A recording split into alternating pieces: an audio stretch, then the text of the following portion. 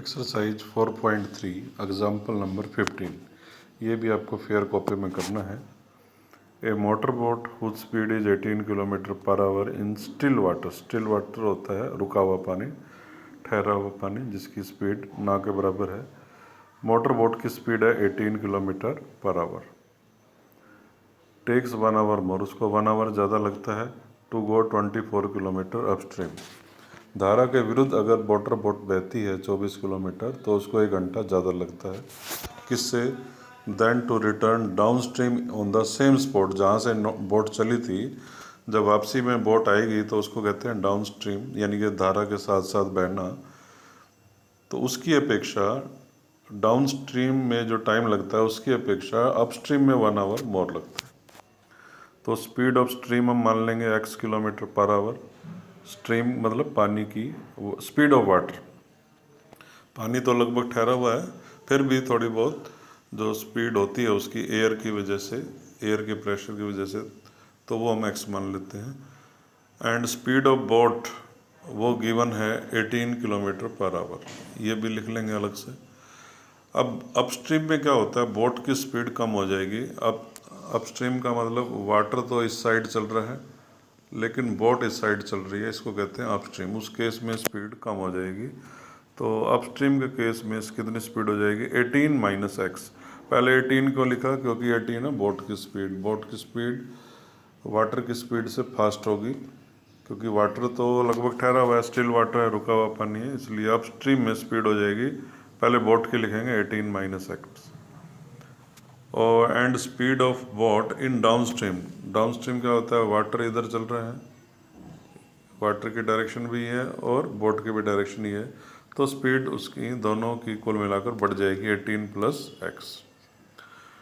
Time taken to go upstream. Upstream में उसको कितना टाइम लगेगा? टाइम का formula distance upon speed. Distance दे ही रखा है 24 किलोमीटर। 24 किलोमीटर अपस्ट्रीम में जाती है और सेम स्पॉट पर फिर वापस आती है तो भी डिस्टेंस 24 ही रहेगा। तो distance in case of upstream कितना रहेगा? डिस्टेंस अपॉन स्पीड 24 अपॉन, और स्पीड कितनी है अपस्ट्रीम के केस में? 18 माइनस एक्स आवर्स। तो time taken to go upstream रहेगा 24 upon 18 minus x our.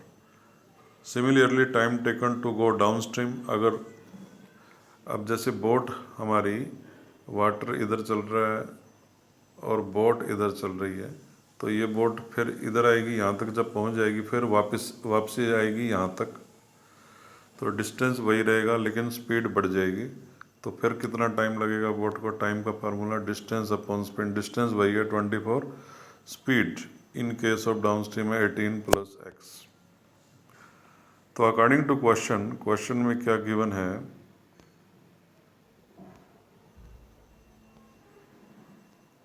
Question में गिवन है कि अपस्ट्रीम का जो टाइम है वो 1 आवर मोर है। तो पहले अपस्ट्रीम का टाइम लिखेंगे 24 अपॉन 18 माइनस एक्स। किससे? डाउन स्ट्रीम वाले टाइम से। तो डाउन स्ट्रीम का टाइम लिख दिया 24 अपॉन 18 प्लस एक्स प्लस 1। तो पहले इस प्रकार से लिखेंगे जो मैंने यहाँ अलग से लिख रखा है साइड में। उसके बाद आप चाहे तो इन दोनों का एलसीएम भी ले सकते हो या इसको इधर ले आओ, इधर आके नेगेटिव हो जाएगा इक्वल टू 1। उसके बाद हम इन दोनों का एलसीएम लेंगे। इसमें बुक में करके दिखा रखा है, एलसीएम आपको लेना आता है 18 माइनस एक्स 18 प्लस एक्स। और एलसीएम लेने के बाद जो है 24 की 18 प्लस एक्स से मल्टीप्लाई हो जाएगी और माइनस 24 की भी 18 माइनस एक्स से मल्टीप्लाई होगी। एलसीएम 18 माइनस एक्स और जो 18 प्लस एक्स था उसकी 1 से क्रॉस मल्टीप्लाई हो जाएगी, वो इधर आ जाएगा। फिर उसके बाद जो है 24 की 18 और x दोनों से अलग अलग मल्टीप्लाई, और माइनस 24 की भी पहले 18 से मल्टीप्लाई फिर माइनस एक्स से मल्टीप्लाई।